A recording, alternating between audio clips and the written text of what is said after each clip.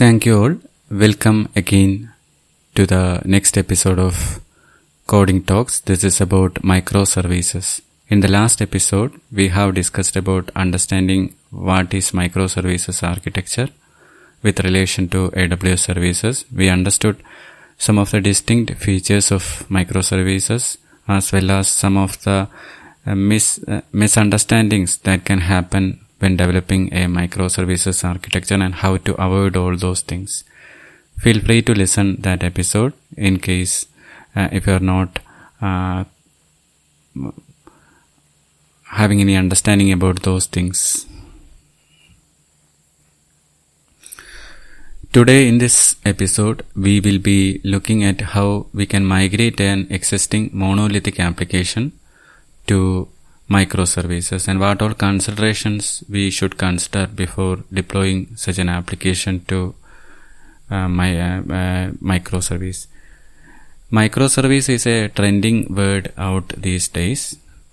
Many of the organizations are already adopting it. We have learned about it in the past episode. Myself Vishnu, I am a .NET programmer from Thiruvananthapuram, Kerala state. I have work experience with the different organizational projects, working with the different cloud technologies like Microsoft Azure, AWS and all. Then I am a community builder for AWS storage as well. I welcome you to kindly listen all my podcast as well as my YouTube channel. Now coming to the migration part, because nowadays because of the adoption of cloud technologies and on-demand cloud services are available from providers like AWS, many will be thinking, can I migrate my existing monolithic application to a microservice kind of architecture? Definitely the migrating to microservice has its benefits, like it provides independent scalability, less coupling, high cohesion and all, and teams can work independently irrespective of the technologies. Those all are the advantages, but for a trivial application, or if the application is not that much large, then considering a microservice form of architecture would not be helpful. If you foresee a future for your application, like there will be a growth that can happen, then definitely adopting microservice would be good. Or if you feel that at some point of time your application will be scaled massively, or if there is a need for independently scaling the different part of your application to provide better functionality for your customers, then microservice would be a good fit. There are different things that you need to understand whether you need to convert your existing application to microservice or not. Like I said, migrating has its advantages, but it has challenges as well. Like microservice increases the complexity. Properly architecting a microservice architecture would be very difficult, especially to consider all the different less coupling and high cohesion considerations and all for microservices. It would be a bit extra work required to design, develop and maintain such an application. Maintain part will be easier because you can build and deploy that independently, but the initial stage would be a bit tougher. So that part you need to consider. And even after considering all those things, and if you feel like you can convert an existing application to microservice, then the next thing you would need to aware of is you need to identify what all are the reversible as well as the irreversible things that can happen as part of migration. Sometimes your application, existing monolithic application and its API may be used by different clients. And if you change the API, that's an irreversible operation. Your client needs to be communicated with that in advance of migration. Similarly, some of the other things like the adopting a new library for your application than the existing one when converting it to a microservice, and also you can try out experimenting with a new programming language as well. Maybe your existing application, let it be a web application which was developed using the old JavaScript technology, and if you feel like there are advantages of using some of the newer JavaScript frameworks like Angular or libraries like React, then you can try experimenting with a new programming language as well. Such changes are reversible because once you feel that a new language or library is not suitable for your or doesn't serve any purpose, then you can reverse that. This kind of reversible and irreversible things are there in at the time of migration. First, we need to identify those things. So it can also be think as like one-way door or two-way door. Changeable decisions and changeable things and irreversible things. So these things consider first.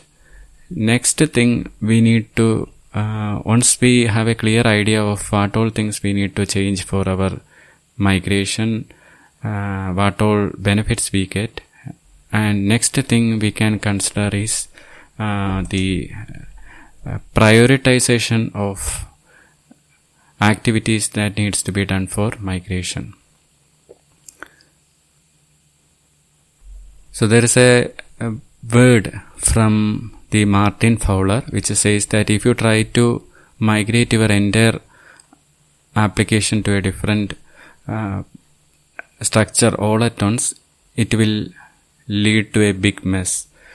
That same applies for the migration to microservices as well. It equally applies to whatever things. We need to do it incrementally.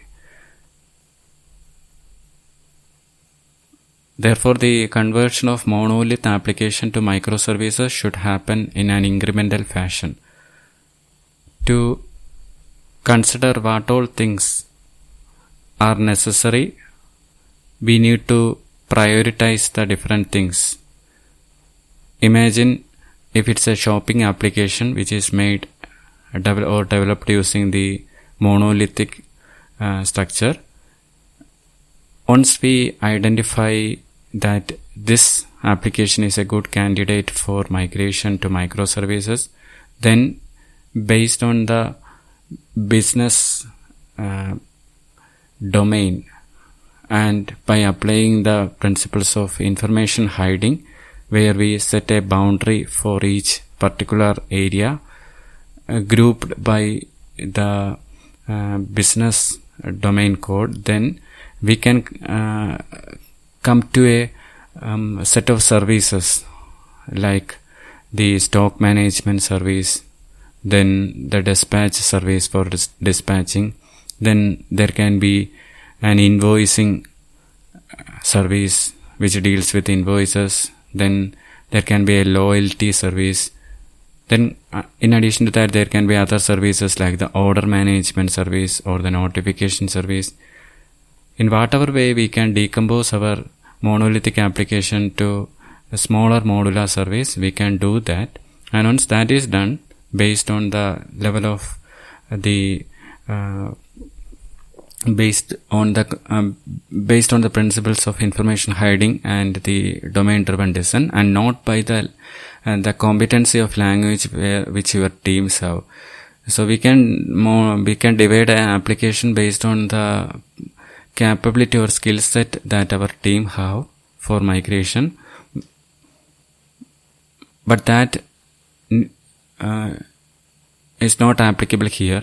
We should consider only the business level boundary, and that should be the only thing we should consider for decomposing an application to modular service. Once we identify such a set of services or good candidates for decomposition, we can prioritize that using a method called the prioritization quadrant. If you search in Google, you will get an understanding of how it will looks like. It can be think of as a graph where it have 4 distinct sections. A left, kind of a rectangle where it's divided into 4 areas, and it can be fit inside a graph. And on the extreme right side top, we can consider the candidates which provides more benefits. By looking at that graph on the top right side, we can identify the best candidates that are fit for migration, or best services that can be considered for migration. The next question that comes to your mind is, how do we identify the best candidates? Best candidates can be identified by considering different things. One consideration is like what benefit that particular service migration would provide you. Maybe if your existing monolithic application is not capable of scaling, then you can adopt a new technology and develop a new service. And by adopting such a microservice architecture for that service, like the invoicing or the loyalty, maybe you will feel that more customers would come, or you can serve more customers, or in a more it can improve the application performance, and that way it will save some of the cost. Not only that, sometimes your monolithic application may not have developed. Sometimes there might be chance where your existing monolithic application may have developed with older technologies and not have any cloud related technologies or any adoption of such technologies at all. In that case, by migrating such services to a cloud native technology, then it provides additional benefits of cost saving as well as scalability. That are the things that you would get from a properly architected cloud application. That also you would get. Different such factors can be considered for identifying the most benefited candidates, and that can be prioritized on top of the prioritization quadrant graph. There can be another consideration as well. Sometimes the cost may not be a factor. There can be another thing like the complexity of how easy we can migrate a part of an application. Based on that also you can decide. There is no proper structure for identifying the best candidates. It comes to what your organization wants. Sometimes there might be limited resource, and the ease of migration would be the best thing that you prefer. Sometimes your organization may not be confident with the migration, so having something to migrate initially and they want to see the feedback, that is what they prefer. This way, different considerations you can consider. Once you identify the prioritization quadrant, then your teams can work on that, and in that way, incrementally, you can adopt the microservice pattern.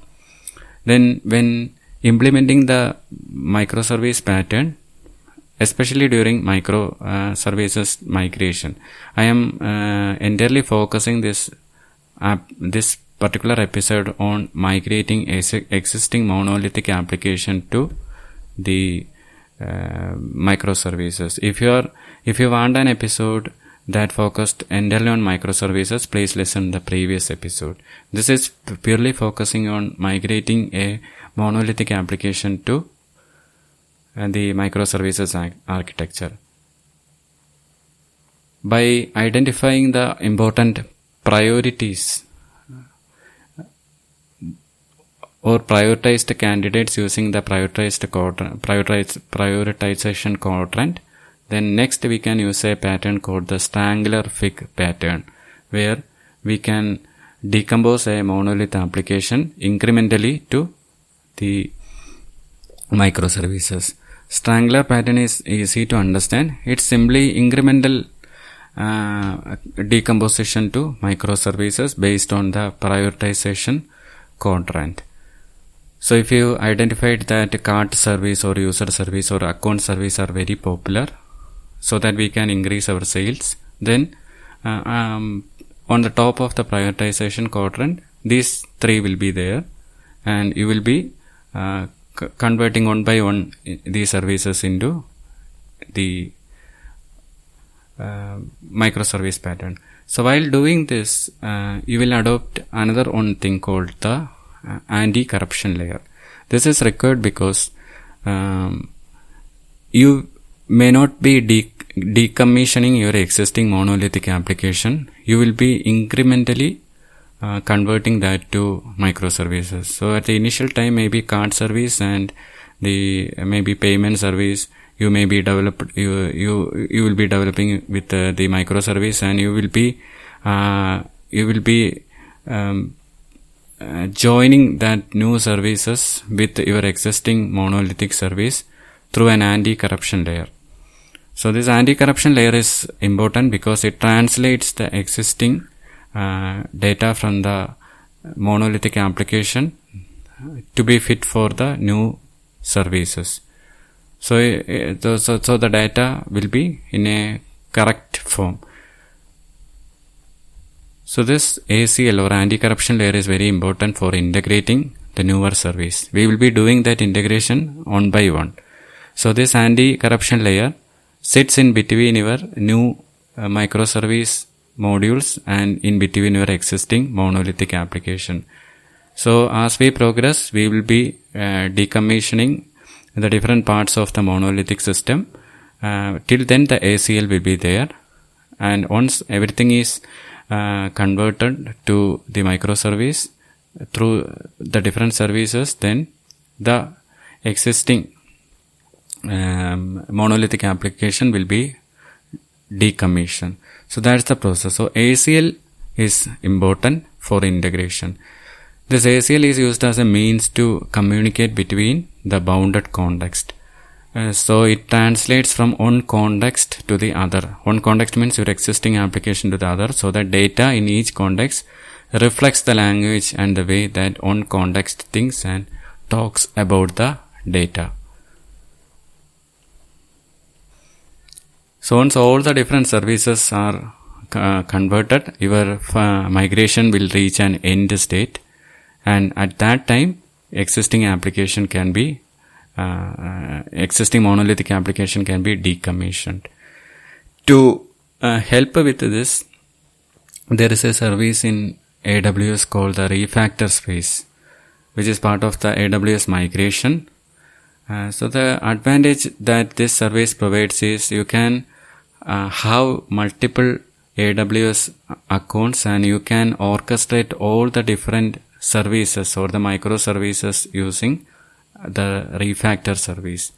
And the refactor service will orchestrate all the different service, and finally it will create an environment and its output, so that you can have a base route where that will be the gateway for your application, and you can have different other services that they are working on behind, and each can be developed using different ways. Usually the AWS Lambda is what preferred for the development of different services. It can be card service, it can be payment service, and you can use AWS Lambda or similar other service that can be created, and all the different services can be orchestrated using the refactor space, so that will provide a one common API gateway.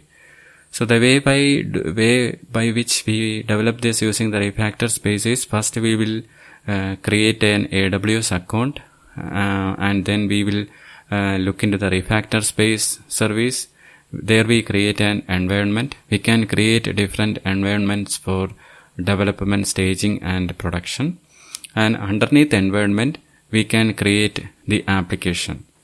So one application is called one gateway. So if you are migrating your existing monolithic application, ideally you will create a API gateway, and then we can create multiple services that will be working on behalf of this application. each service will work independently. Each can be developed using its own way. So different services and different routes can be set as well.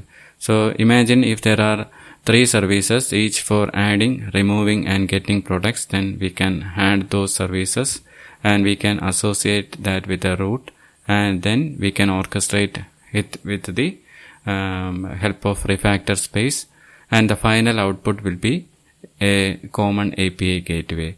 So whenever a user common gateway. So whenever a user needs to test this new migrated one, they can contact via the gateway that will then orchestrate all the different behind the scene layers. So this way incrementally you can migrate. It can also communicate with the existing, if you have an existing application, you can have communication with that as well. This way you can incrementally migrate your existing application to microservices with the help of AWS Services. So once you have an entire migration done, then decommissioning the existing service can be possible, and by decommissioning, then all the advantages that you would get as a microservice architecture, you would get from your newly formed microservice, newly migrated microservice application, provided if you have considered all the different factors that I have mentioned in the earlier episode as well as in this episode. In addition to that, you can also go through the book Monolith to Microservices by Sam Newman, which is available on the O'Reilly publication. So thank you. This episode is a continuation of the previous episode. So and it's fit within half an hour. And this episode particularly focused on the migration part. If you are directly listening this episode, I would recommend you to listen the previous episode as well to get a clear understanding of how to develop a microservice architecture using the AWS service. Even though the concepts that we have understood here are mentioned in terms of AWS service, it equally applies to the different other cloud vendors as well. So thank you for listening this episode. Have a great day.